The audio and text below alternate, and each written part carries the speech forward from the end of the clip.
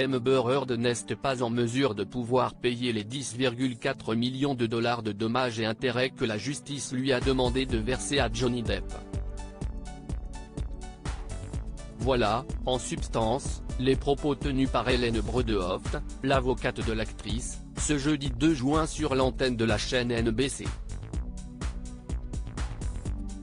Selon elle, sa cliente, qui va faire appel de cette décision, ne peut absolument pas verser cette somme d'argent à l'acteur qu'elle a diffamé, selon la décision de la justice américaine.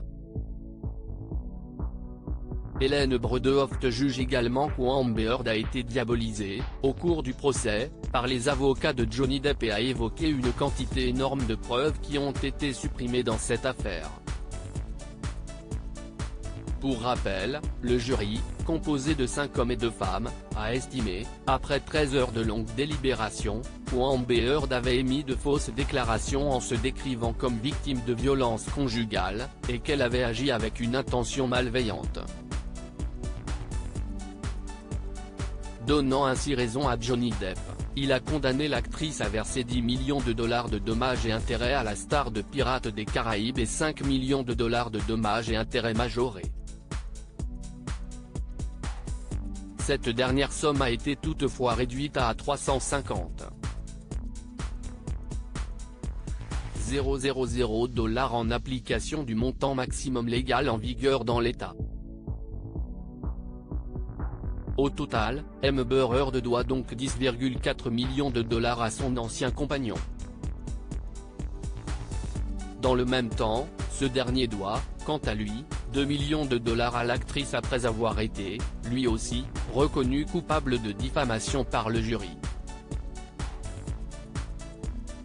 Amber Heard, que se passe-t-il si elle ne peut pas payer la somme indiquée par la justice ? Amber Heard ne semble donc pas en capacité de verser les 10,4 millions de dollars que la justice américaine lui a demandé de verser à Johnny Depp. Mais alors que va-t-il se passer ? Emily Baker, spécialiste juridique, a répondu à cette question auprès de nos confrères américains de People. Ce sera aux deux parties de décider, mais une fois le jugement rendu le 24 juin, je me demande si les avocats commenceront à négocier le paiement du jugement. Ben Tchou, un des avocats de Johnny Depp, note de la rédaction, a déclaré dans sa plaidoirie finale que Johnny Depp ne cherchait pas à punir Amber Heard avec de l'argent. J'imagine qu'ils essaieront de régler le problème et vous verrez une déclaration de relations publiques indiquant qu'ils ne cherchent pas à faire exécuter le jugement.